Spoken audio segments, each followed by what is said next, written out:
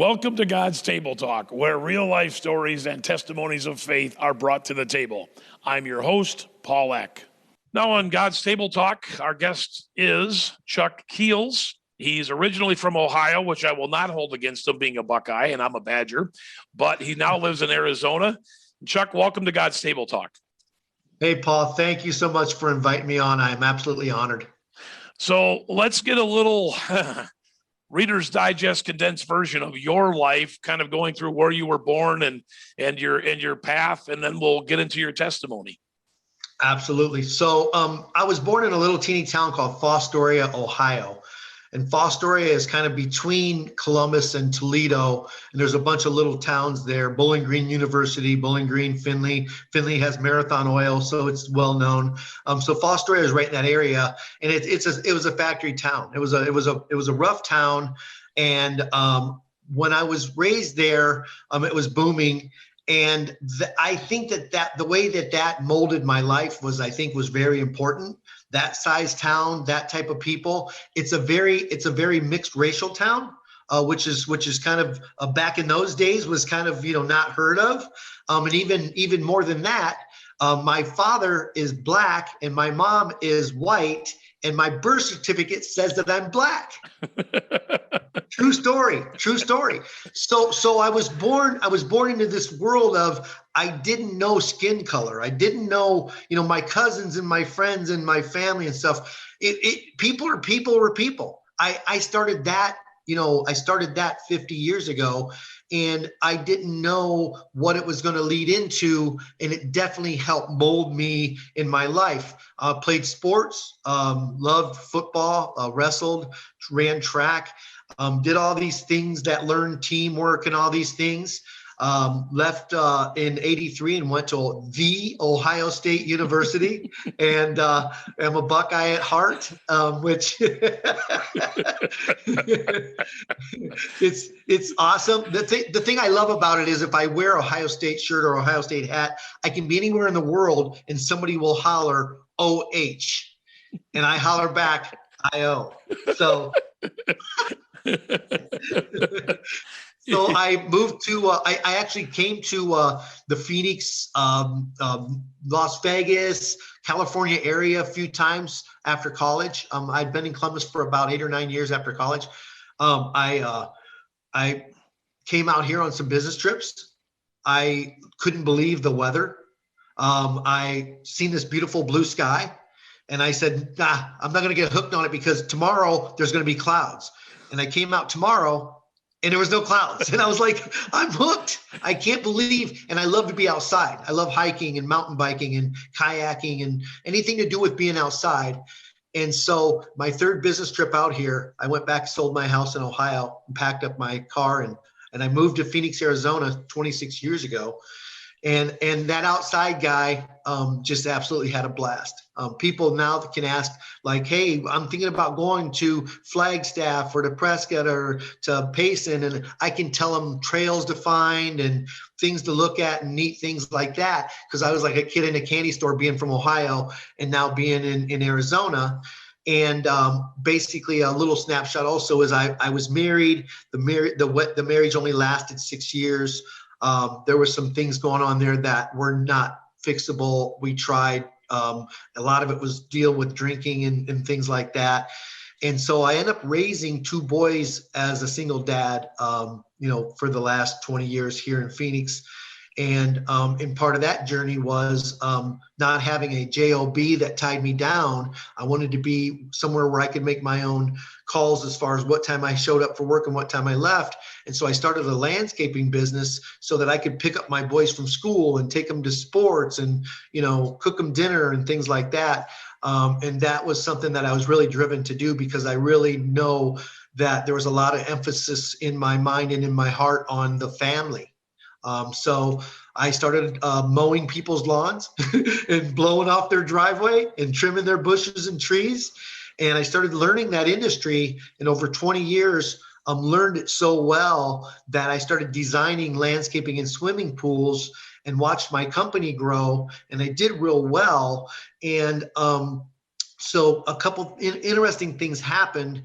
One was I was told by society and everybody around me, Chuck, just keep working hard, because when you have a nice bank account and when you have, the house, your dream house, and you're driving whatever you want to drive, when you get that kind of lifestyle from your hard work, you're going to be such a happy guy. And I got there and I was completely lost. I had all these amazing things around me, and there was definitely something missing in this life, and I had no idea what it was. So what happened was I started getting sick. This is in 2015, 5.5 years ago. I started getting tired. I started having back pains. I started just going through this every day of just something's not right. And I have something what I call the male mentality. I'll be okay tomorrow, but I woke up the next day and it was worse. And so this went on for a couple months, and I even started taking aspirin, which I'm not an aspirin guy at all. I started taking aspirin to kind of get a little handle on this pain. And then it got to the point the last couple of weeks, the aspirin couldn't keep up with it. So I took my boys out to eat on a Friday night. We went to some food trucks. We went home that night, popped in a movie, and I couldn't get comfortable on the couch. Threw blankets and pillows on the floor, and I couldn't get comfortable there. And I told the boys, my boys were 14 and 15 in high school, junior high. I said, when you go to bed, I'm going over to the hospital just so they can see what's going on with me. And I was just barely making it. I mean, the last couple of days, I could barely carry my briefcase into the office because of my spine and my back and the way I felt. And so they went to bed. I went to the emergency room, and my life started going off in a complete different direction that night. And the reason why is because they run all these tests to see what's going on with me. And the first one that comes back is just your basic x-ray. And the emergency room doctor pokes her head in the room and she says, "Hey, you got 2 fractured vertebrae in your back." I said, "Wait a minute. I haven't fallen, and I said, who walks around with a broken back?" And she says, "Well, it's kind of common, but we can't say anything more about it until we get the rest of your scans." At 5 o'clock in the morning, the emergency room doctor comes in, shuts the door, pulls a stool up next to my bed, and she says, "I got bad news. Everything that's going on in your body, it's all cancer related." And my head starts spinning. The word cancer just came up in my life. I just turned 50 years old. I've got 2 boys I'm raising as a single dad. And your life kind of flashes in front of your face, everything that's going on. What does this mean? And I ask, what do you mean? How bad? What kind of cancer? All these things. She goes, "I have no idea any of these things. We're bringing in specialists tomorrow that'll start doing the biopsies and figuring out the details." So the next day, the specialists come in and they start doing their testing and biopsies. And I don't know if people out there know what a bone marrow biopsy is, but this doc pulls out a drill like you would see at Home Depot. They numb up my hip area, and he starts drilling into my hip, into the bone, to get a sample of the bone marrow.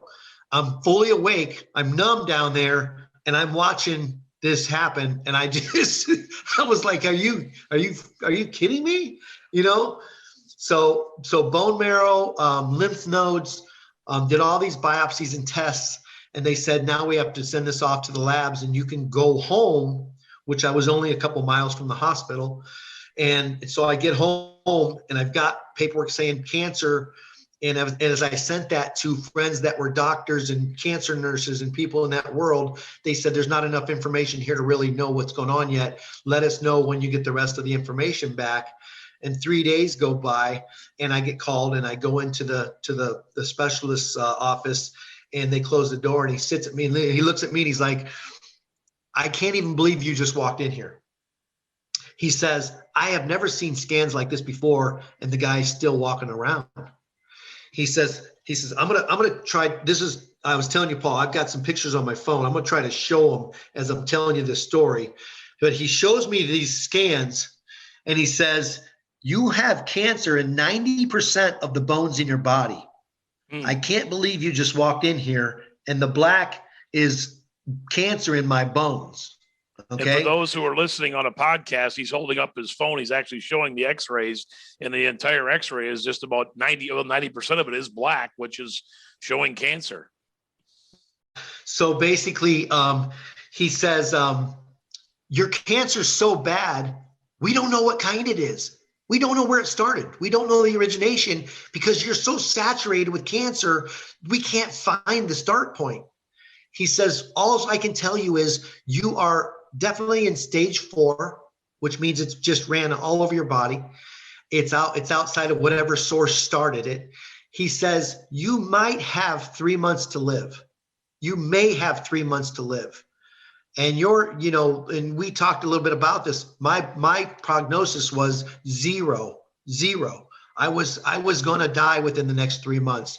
He said, just go home and be with your family, and we're going to send hospice over to your house. And my head is spinning and the tears are flowing down my face, even though I really wasn't crying. I just couldn't stop.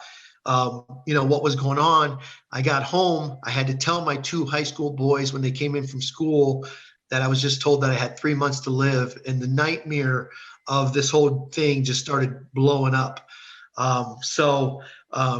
The hospice came to my house that night and started writing prescriptions for liquid morphine and a hospital bed. So I didn't have to climb up my stairs to go to bed. I could just climb in there. And I told my boys, I said, if I've got 3 months to live, let's just pack up and go back to Ohio and spend the time with my family, my mom and dad, and my people that I love. And so that's what we agreed to do. And then I thought, I'm not packing up and moving like I'm moving across the country. I'm going there to away. And so I'm going to give everything I own away. And the thing that sets me back now thinking about this is at that time, it was just the thing to do because I'm not all my crap across the country if I'm dying. But when I think about it, what is all of these things in your house that you work your tail off your entire life to have the beautiful brown leather furniture and the big flat and all the what are those things when you're diagnosed with stage 4 cancer? Yeah. Absolutely nothing. Absolutely nothing.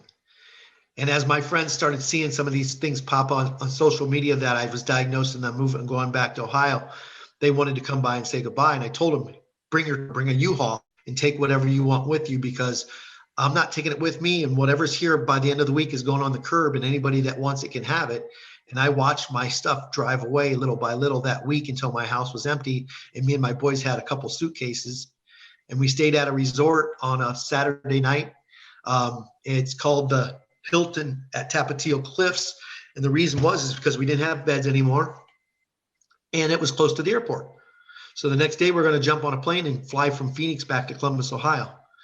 And so we stayed there that night and had dinner. And the next morning I get up and I start to go down the hall towards the bathroom and I hear a pop and I hit the floor. And I'm laying on the floor and I am a tough old farm boy. I'm laying there in excruciating pain that I've never felt before in my life and I couldn't imagine. And if I even tried to breathe, you know how you move your diaphragm when you try to get a good breath? If I even tried to breathe, it felt like somebody was stabbing me in the back with a knife and running it up to my head. I was in excruciating pain. 911 was called. The resort security was the first to show up, and I'm laying on the floor. The fire department were right behind them, and they had to get me onto a gurney and then down some steps and into an ambulance. And every single bump, I could feel the pain just shooting through my head.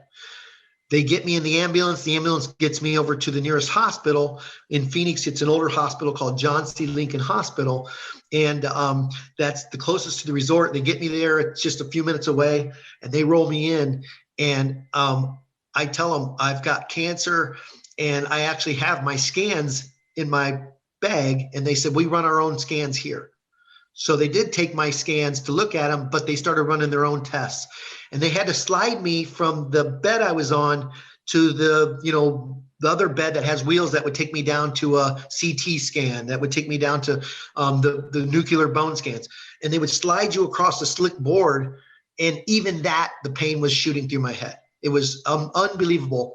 And this is on liquid morphine doing a shot about every 4 to 5 hours, and I'm still feeling the pain that bad. So they run tests. A day and a half go by. They come into my room. I've got a cancer doctor now. I've got 2 spinal surgeons. I've got a house doctor, and the house administrator became my medical team.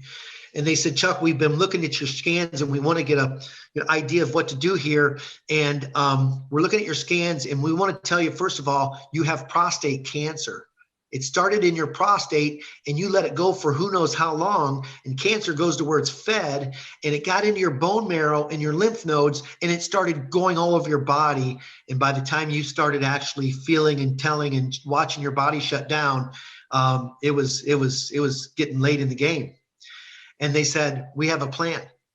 And I said, what do you mean you got a plan? And they go, we actually, we want to do 2 surgeries tomorrow. We want to do an orchiotomy, which stops your testosterone production because it's feeding the cancer. It's inflaming the cancer.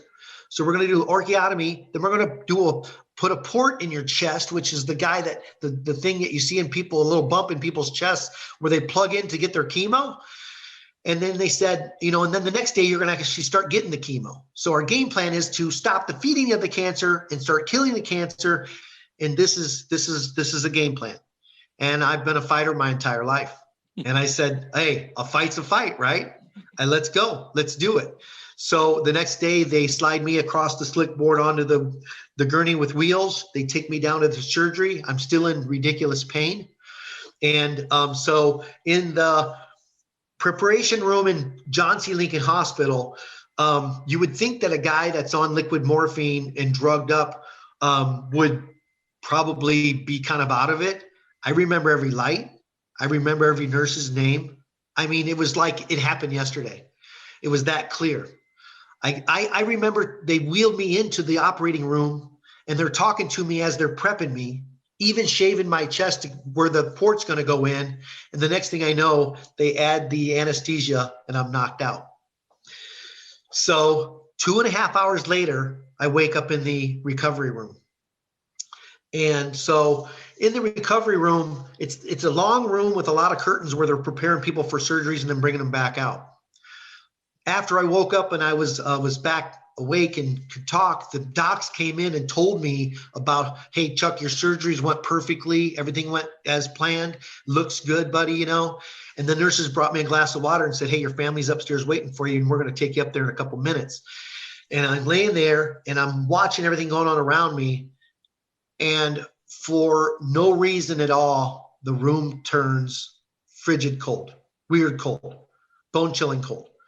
And I scrunch up and I'm trying to figure out what just happened. And as I look to the right where the doors were, where they were wheeling people in and out to the surgery area, I looked down there. I was thinking somebody opened the door at the end of the room and let the cold air through here because it just got really weird. And the door was shut. So as I went back to my left, I jump, and about 4 feet from me, I see Jesus standing here. And I actually see a brown flowing robe, a white scarf, his beard, just kind of a shadow of his face. His right foot takes like a half a step towards me, and his hand reaches out and touches me on the shoulder, and he's gone. And I'm laying there absolutely flipping out, flipping out. I was an old Catholic boy from Ohio that didn't even go to church anymore. I'm like, why, what, first of all, what was this? It was only 3 to 4 seconds, but what was this? And I was looking and I was thinking, it wasn't a doctor. It wasn't a nurse. It wasn't a janitor. I was in the presence of Jesus. And in my mind, all I heard was, I got you. I got you. And so I'm thinking, man, I'm freaking out about this. They wheel me upstairs into my room and I'm telling my kids and my family, I had a visitor.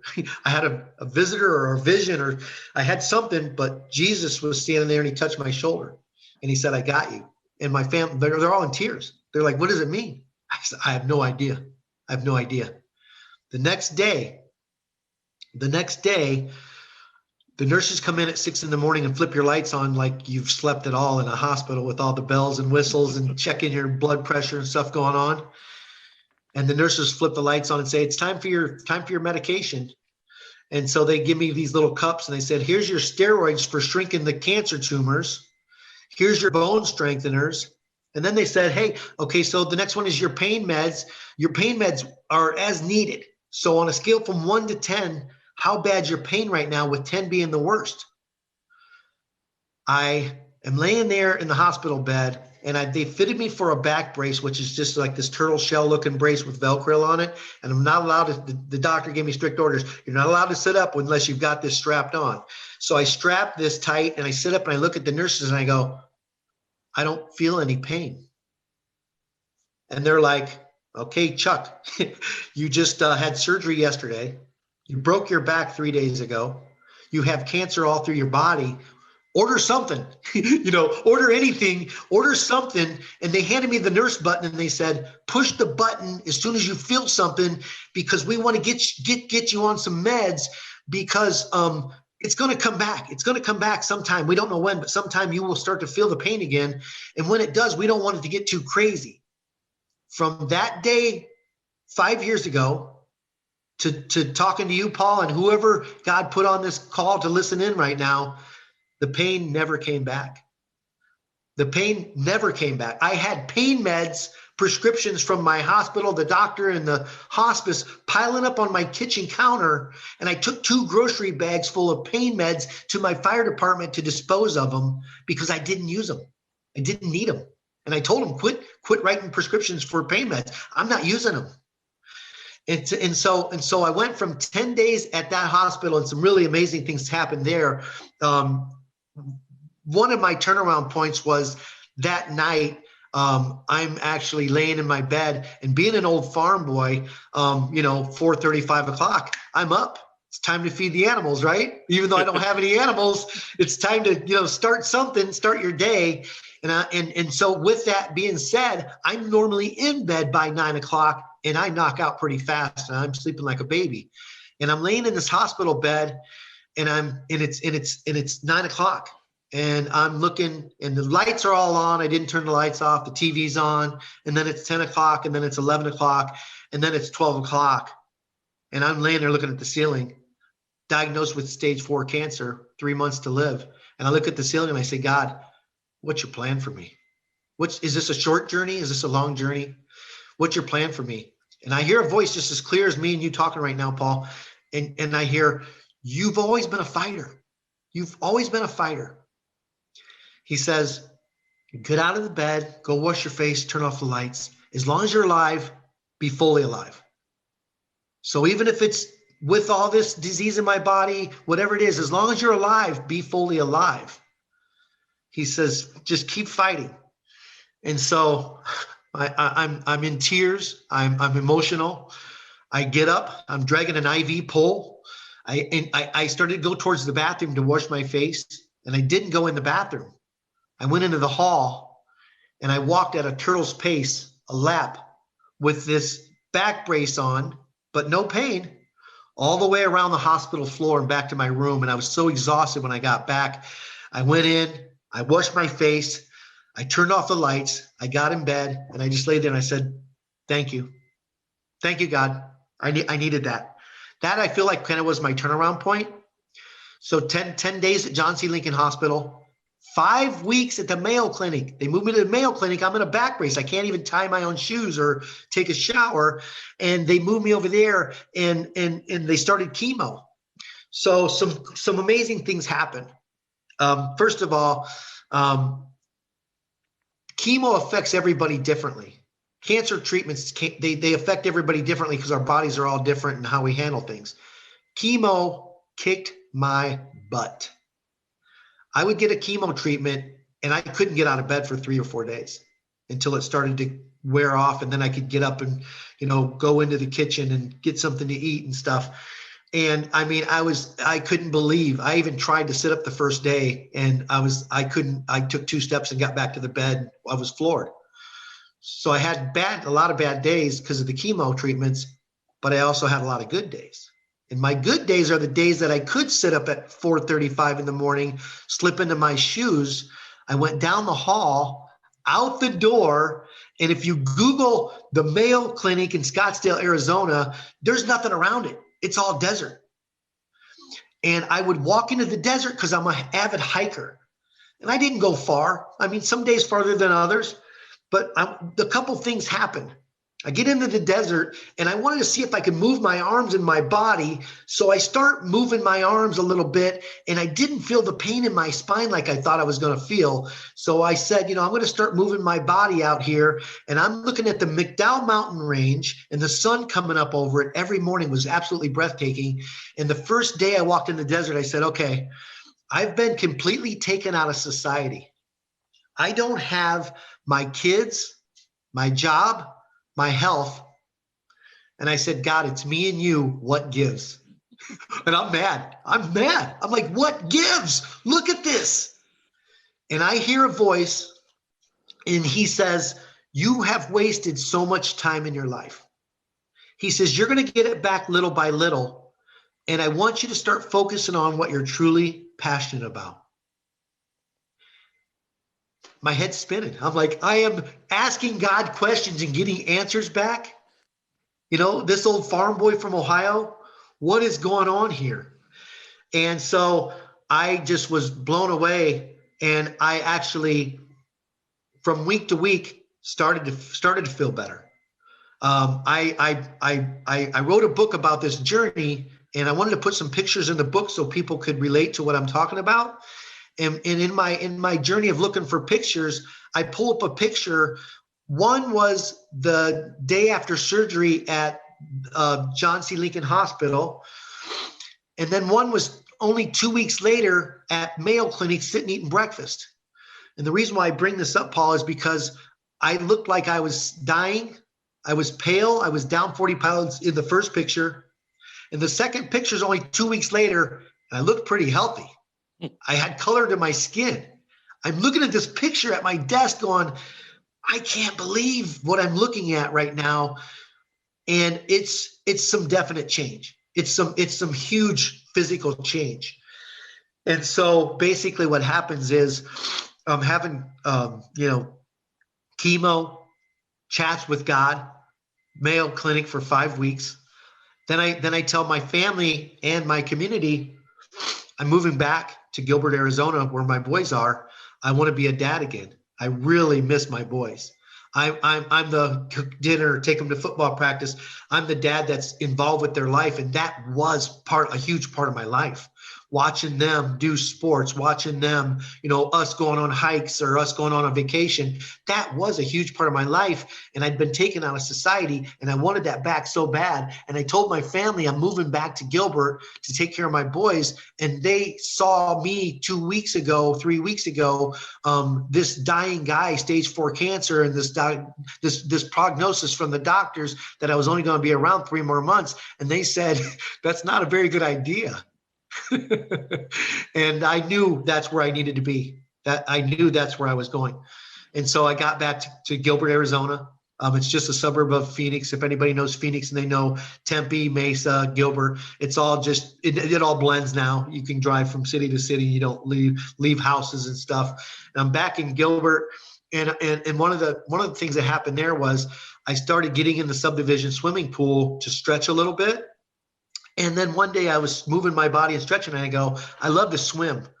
And so I think I could swim as long as I swim breaststroke, because freestyle torques your body kind of a funny way. If I swim breaststroke, I think I could swim to the other end of the pool. And so I start swimming and I feel pretty good.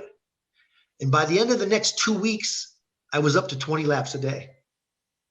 Wow. I also went to a park in my area called Discovery Park, and it's real cool. It's got these big hills and soccer fields down in the bottom and these hills. And one lap around it is 1 mile. And after a couple of weeks, I started doing 2 laps. I got up to 2 miles. 2 miles walking with a back brace on, going through chemo. And another thing that happened was I started looking at the hills, and I was a pretty good runner. I was a pretty athletic guy, and I watched the muscle melt off of my body through either the cancer, the medication, or everything combined. And even laying in bed one night, I looked down at my legs and they were so skinny. And I looked at my body and I go, whose legs are these? This is not Chuck. This is unbelievable. And I was walking in the park and I go, I can't take off and run anymore. My body's too weak. But I think I could run to the top of the hill and then walk back to the bottom to recover. And by the end of the next 3 weeks, I was doing 12 to 14 hills a day. Wow. Yeah. I made myself go to the gym. I was a gym guy my whole life.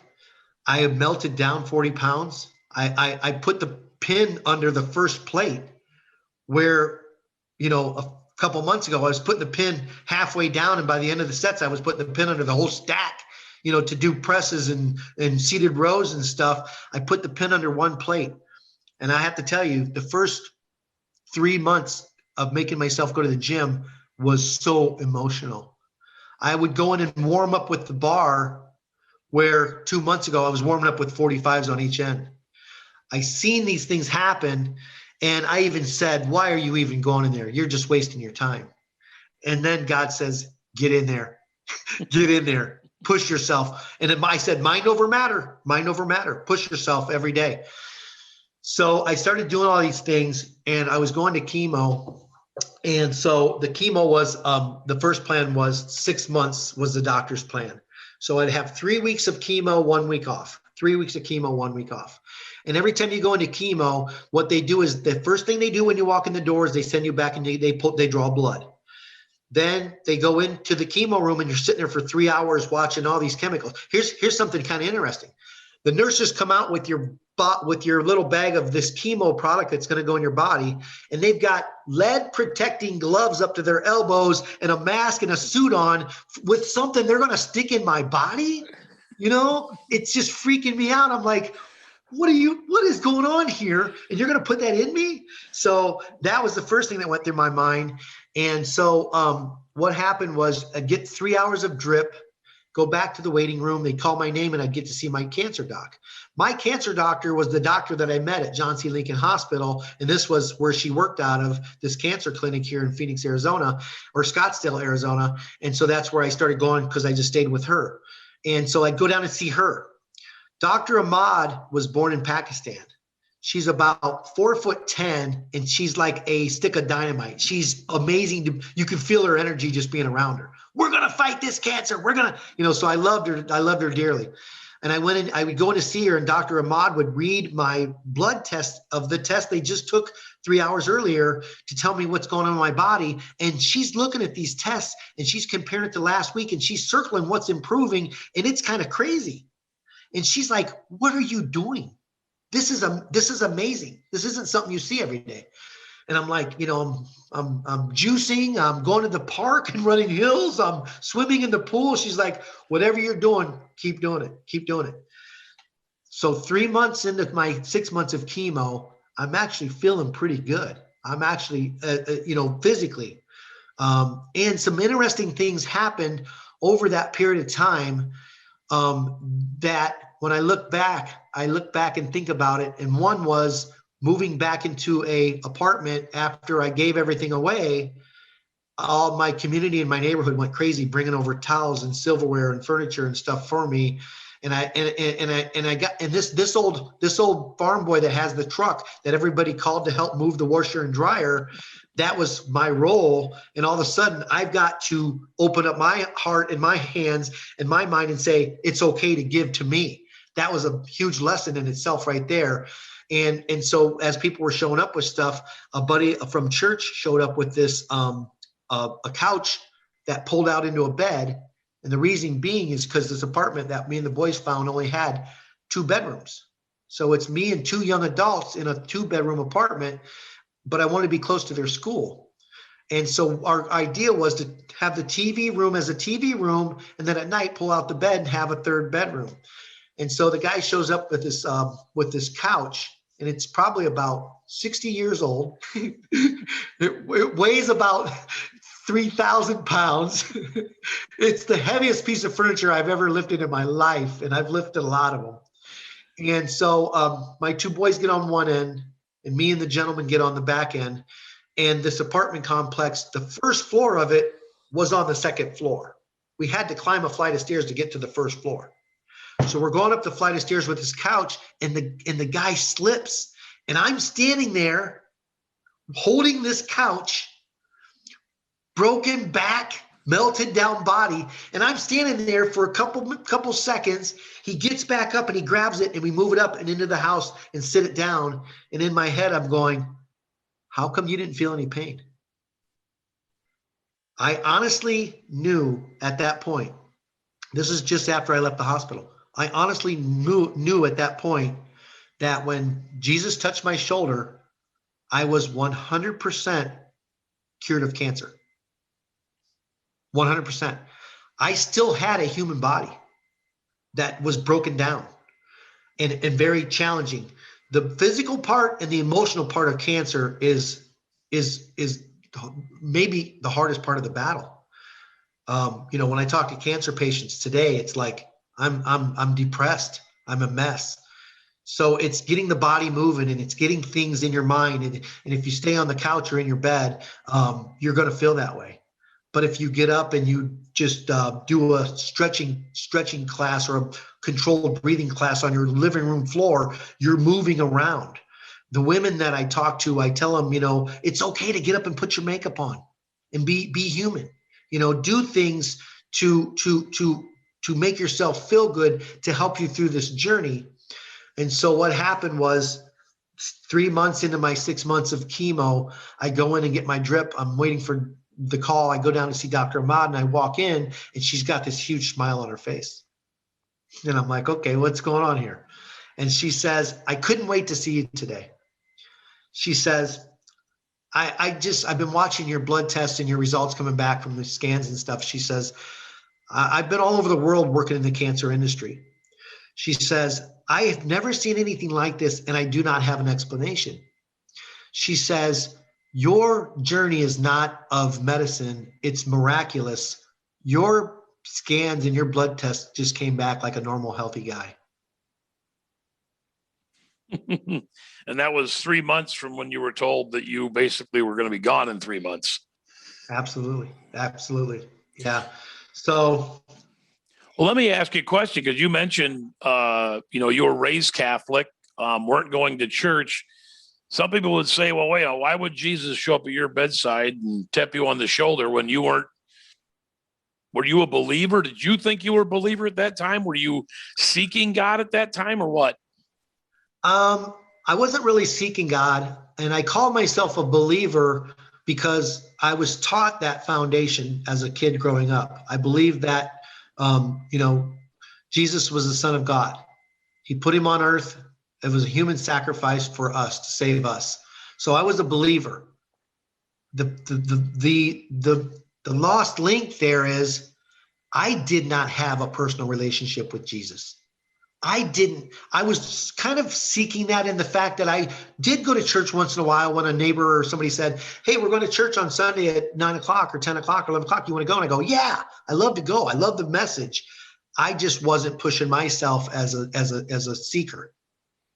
So basically what I realized at this point was that first night in John C. Lincoln Hospital, looking at the ceiling and calling out to God and saying, is this a short journey or long journey? And him replying and me having a conversation, that was the beginning of what I call an infant Christian.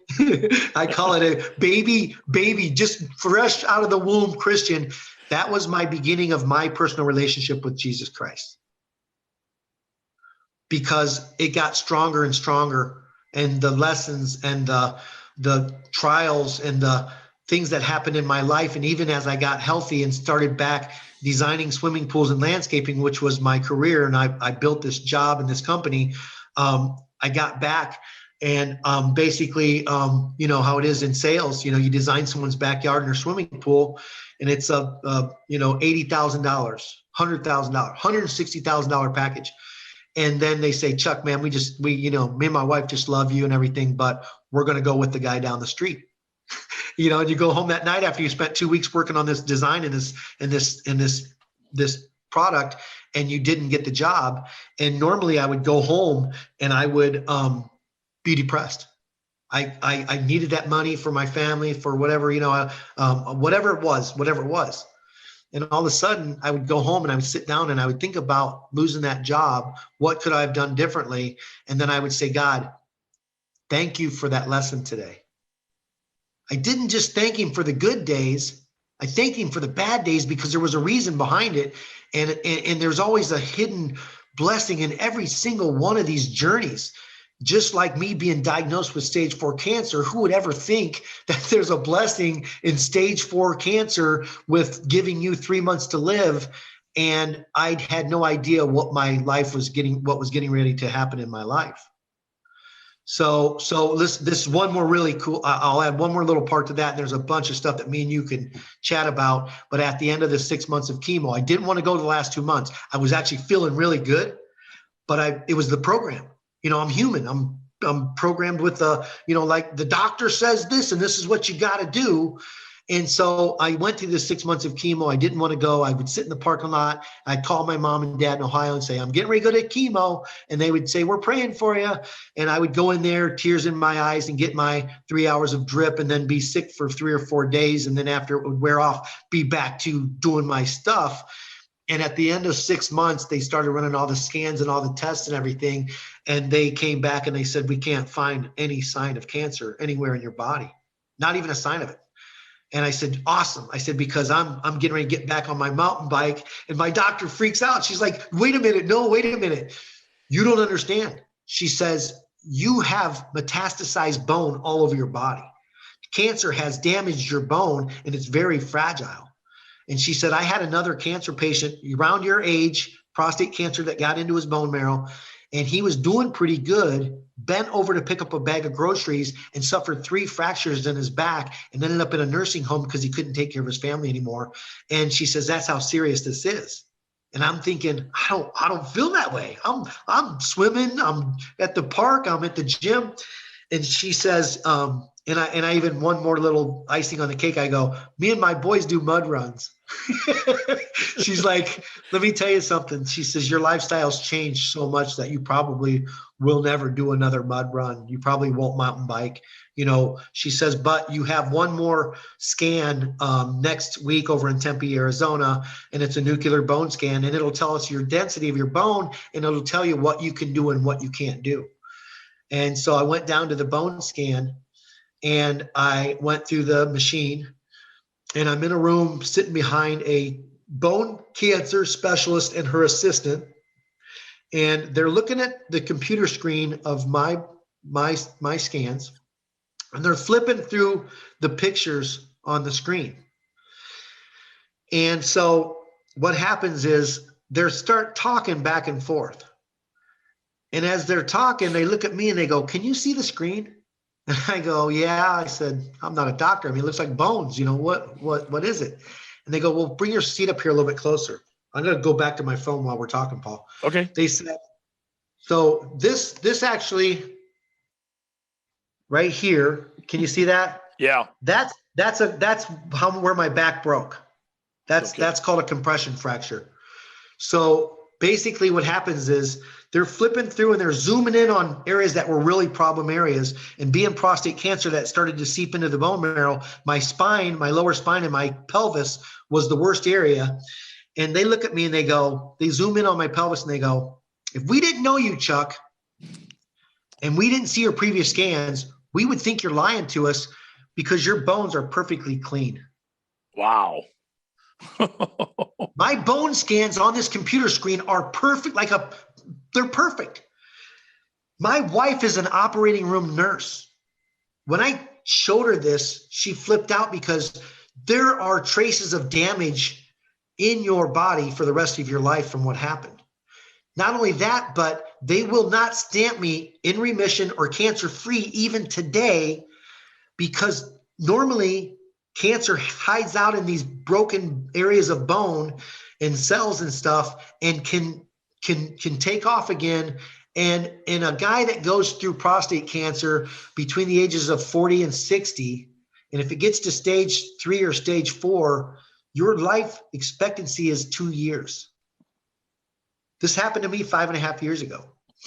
So I walk out of this hospital across the parking lot, and the only thing I can think of in my head is, Lazarus, get up and walk. Get up and walk. I was the dead guy. I was that far from walking, from leaving this world. And God stepped into my life. Jesus showed up and touched my shoulder. And I didn't know at the time what it all meant. I didn't know, people constantly ask me, well, my husband passed. Why you and not him? I get this. God has a plan for us when you are born. The thought of you coming into this world. God controls when we come into this world. He controls when we leave this world. I don't know his plan for everybody, but I do know it's perfect. And I do know that even someone passing, even a child, why would a kid pass away? And I know that God has a plan. It touched somebody's life. It touched their heart. It sent them in a direction because of what happened. And so this event sent me in a direction that I couldn't believe. And I looked at this broken down human body that was alive. And I said, God, if you can do this, you fully have my attention now. He tried to get my attention a lot of times through my life. There was a lot of things when I look back, and there was ways that he was trying to get my attention, and the hard-head farm boy that thought, oh, man, I got a pretty good plan of my own, and all of a sudden, he says, okay, I'm not getting your attention. How about stage 4 near-death cancer? And I look at my body and I go, if you can do this, you've got my attention.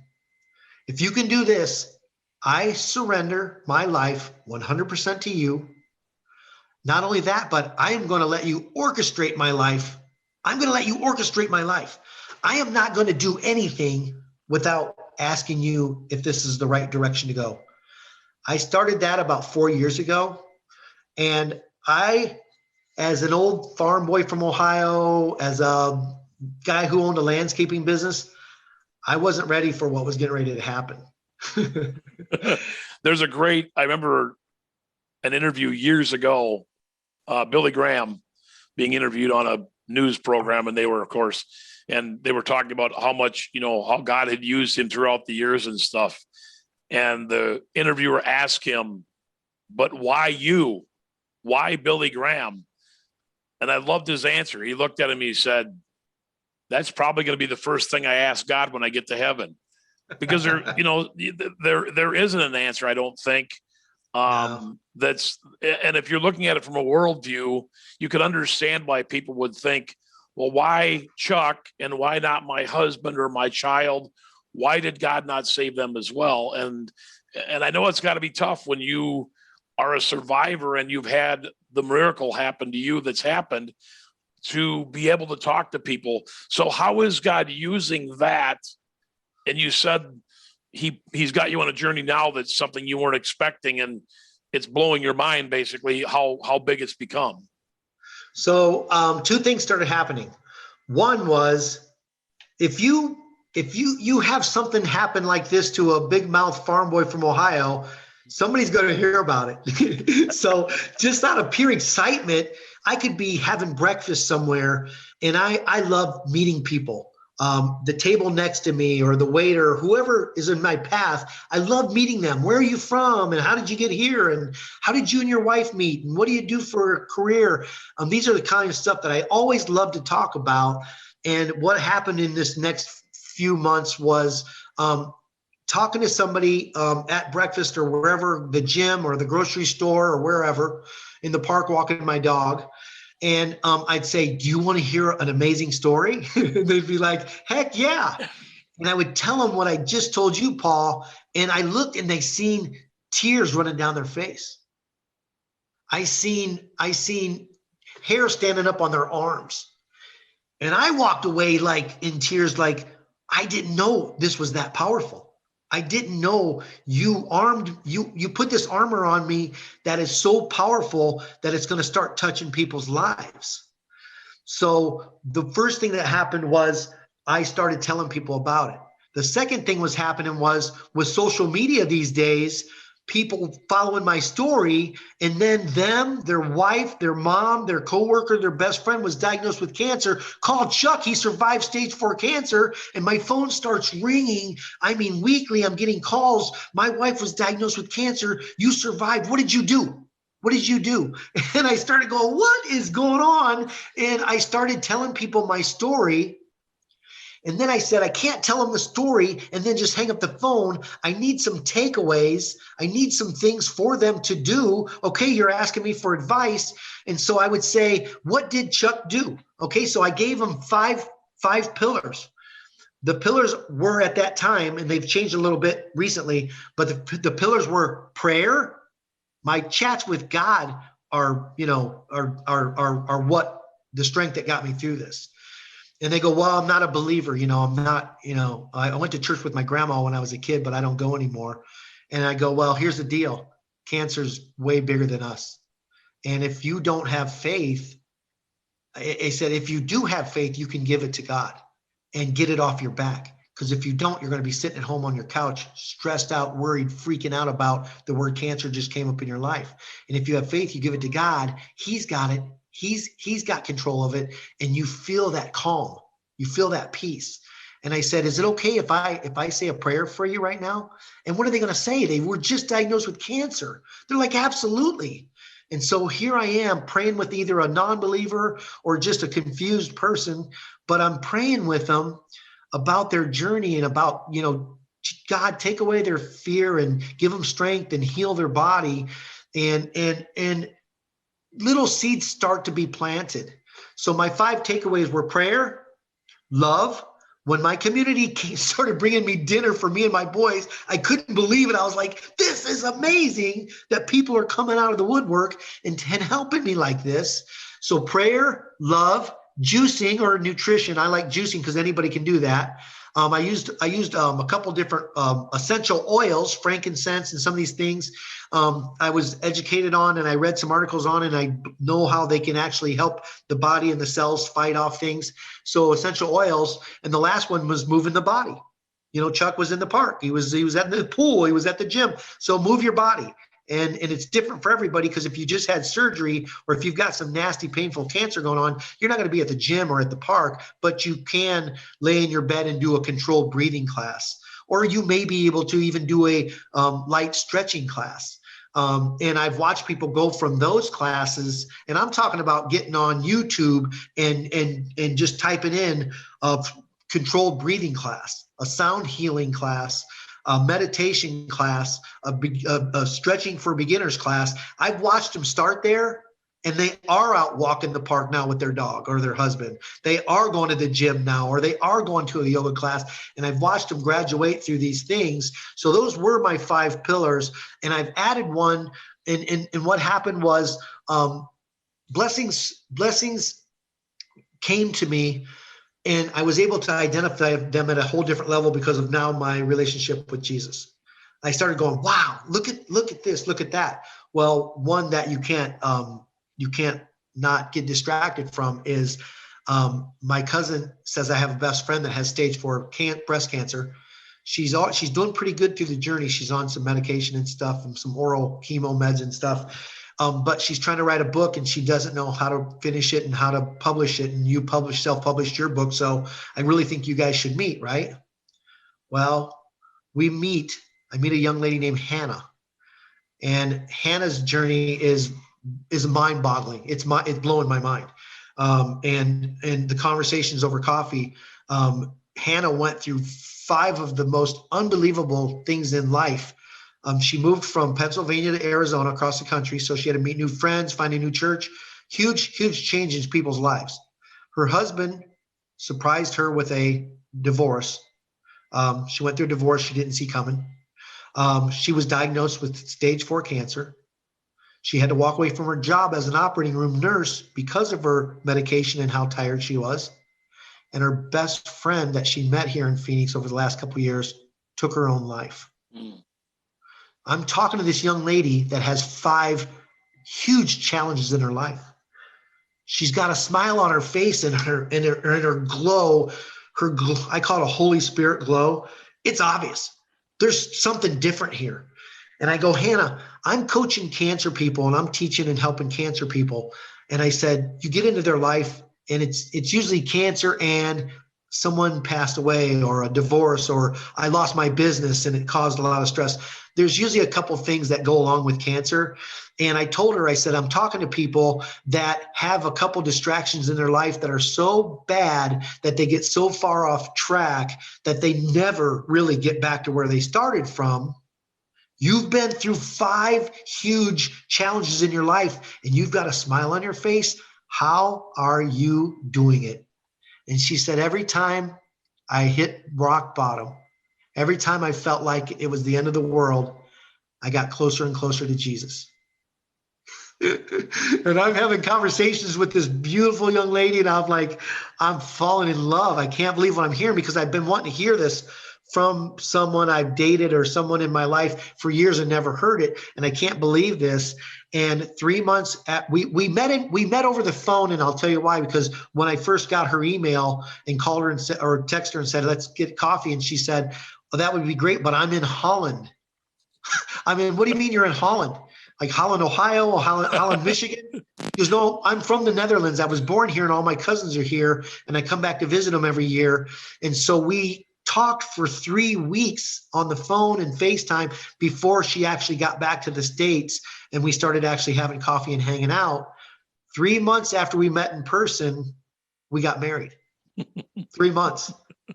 It was so mind-boggling. We couldn't believe it, because it was two stage 4 cancer people that not only were going through the journey, but we're also helping other people because of our journey. God gave us this crazy, cancer diagnosis so that we can help people, in whatever way that may be. But we can help people. We get married. We pushed our desks together. I was the keynote speaker for the American Cancer Society here in Phoenix, Arizona. I drug Hannah with me to one of the speaking events. We get home from that and she goes, I'm exhausted. We're both exhausted. You talk about cancer and then 50 people come up and give you a hug and we're all crying and stuff. And she goes, what are we going to do with this? And I go, I don't know. She goes, I think we need to start a nonprofit. And I go, I don't know anything about it. And to me right now, if you say that, it looks like a mountain to me. So we started watching stuff on social media, how to start a nonprofit. We pulled up the paperwork. We prayed through each page. We contacted 2 attorneys that are nonprofit, that was their title. We called them. One was $12,000 and one was $15,000 to help us start a nonprofit. And then they said also, it's going to take probably anywhere from 4 to 6 months, because when we send the paperwork off and we pay the fee, if it comes back, which it always does, you don't have to repay the fee. You just got to make some little changes and keep sending it back until it's all right and you get accepted. And so we said, let's do this ourselves. If we can self-publish books, we can figure this out. We pull up the paperwork. We pray through each page. We fill it out. We send it off to the IRS. We're sitting in our driveway having a cup of coffee. And she goes down to the mailbox and comes back, and she's flipping through the mail and she sees IRS on one and she tosses it on my lap and she says, you open this one. I don't want anything to do with it. So I open this up, and this is exactly 30 days to the date from when we sent it in. I open this letter and it says, congratulations, you're officially a 501c3 nonprofit called Living Hope Cancer Foundation. And that was the launch of our journey. And really, it didn't change a lot, because we're already helping people. We're already coaching people. We're already flying to Traverse City, Michigan, Houston, Texas, Franklin, Tennessee, and spending time with a family where somebody was diagnosed with cancer. And they go, we're going to come see you. And they're like, you're staying with us and we're cooking you dinner. And I remember one of my walks on the canal with my dog one morning, when this is all still learning stages, which never changes. It's still a learning stage. But I was walking one morning and I go, what do I do with this? And God says, Jesus went from city to city and slept on people's floors and broke bread with them. And so guess what? I started going from city to city with my beautiful wife, but we had, beautiful homes to stay in. We had dinners and breakfasts and stuff cooked for us and stuff that was amazing. And we spent time 3 days usually with a cancer family, and we did it out of our pocket. We paid for every bit of it. And all of a sudden now we've got a nonprofit where either a business that is looking for a great cause, or an individual could donate to us. And we started putting that money into our nonprofit account so that we could spend all day not only coaching people, but now we've got to make it a business. We've got to make it a nonprofit.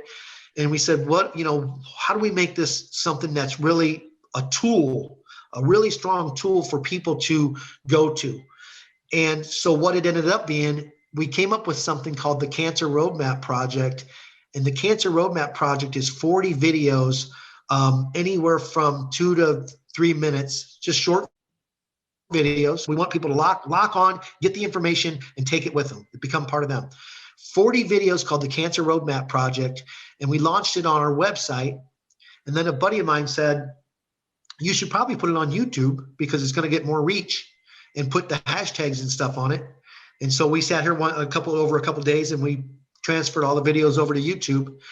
And in that first week, we start getting emails from Pakistan, Brazil, South America, South Africa, Australia, Ireland. And what we didn't realize what was getting ready to happen was this tool from 2 stage 4 cancer people who just went through and said, I wish this was in place when I was, going through this journey. Let's put it in place. And what we became was Living Hope Cancer Foundation became what we call the spiritual positive mindset of cancer. The spiritual positive mindset while going through cancer. What's the hardest thing of going through cancer? The mindset. Engaging the power of the mind. On one of my walks one morning with my dog, I'm going to write a book. It says, this morning, walking my dog on the canal, God said this to me, but it's some amazing things. But he told me to just keep going forward. You're getting stronger. You're getting better. And so with the little teachings that I started learning from God, and then Hannah. She's a Bible girl. She's an old school Christian girl. And so our morning starts with a cup of coffee and a Bible app. And we start our day, in the book. And as a new Christian, I'm crazy. It sounds silly, but it's like, feed me, bring me more. And even from what we started reading a year and a half ago, and say we're reading the same thing this morning because it starts to overlap, and it looks different to me. And we talk about it.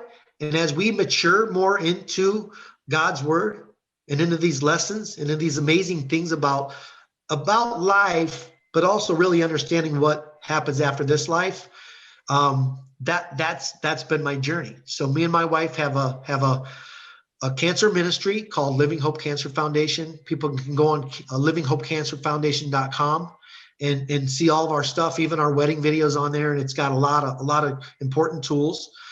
And they can go on there to watch the Cancer Roadmap Project, or they can go on YouTube and type in Cancer Roadmap Project Day 1, Day 5, Day 15, and those come up. And that helps them through this journey. And one more quick thing is something unbelievable happened to us about 8 months ago. Was my wife's cancer started spreading again.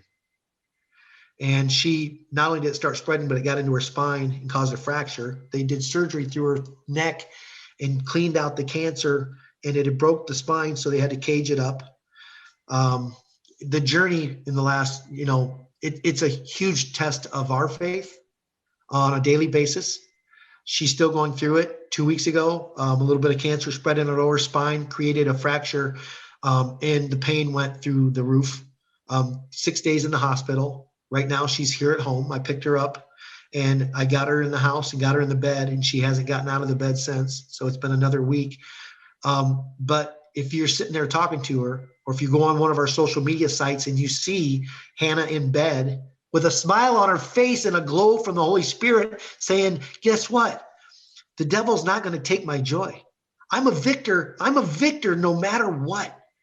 So not only do we get to talk to people about a beautiful, crazy, scary old farm boy miracle story that almost died of cancer, but we can sit there and talk to them about going through the storm, being in the middle of an absolute mess in your life, and leaning into Jesus and how amazing it can make things.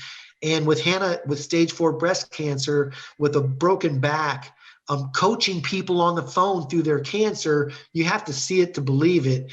And it is absolutely, absolutely beautiful and a blessing from God.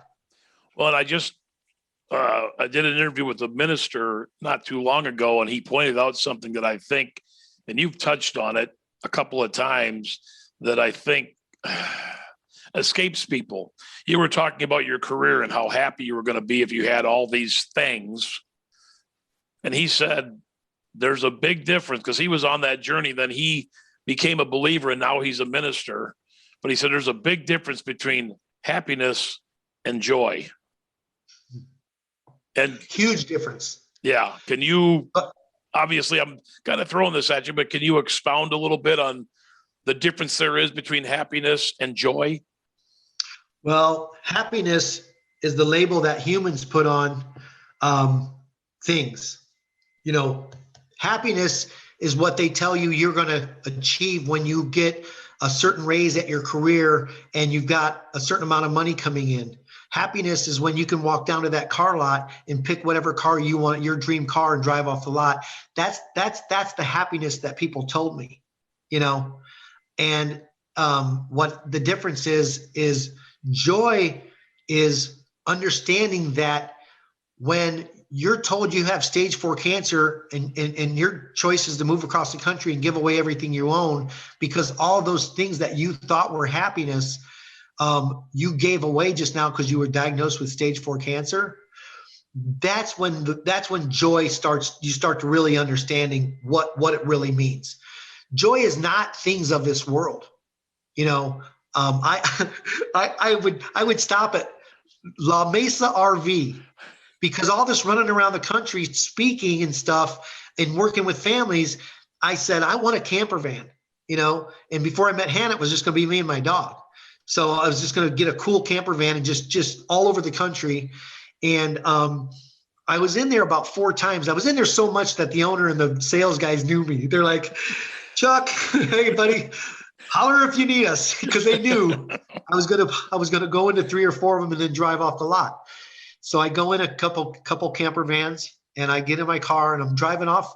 They go right off out of the car lot onto the freeway, and I'm going down the exit, and I hear a voice from God, and he goes, "Don't ever go back there."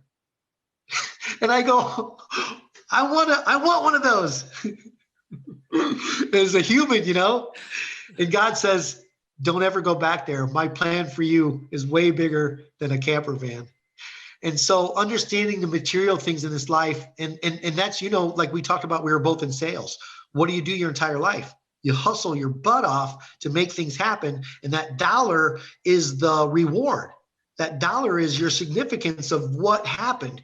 And all of a sudden, God tells me to take money completely off the table, to take material things completely off the table, take things of this world completely off the table. This is what I call my God school over the last 5 years, but he's told me these things, and it took some time to do them. I'm not going to change overnight and go, I don't want that camper van. You know, I wanted that camper van. But the thing was, God's plan for me was not the camper van.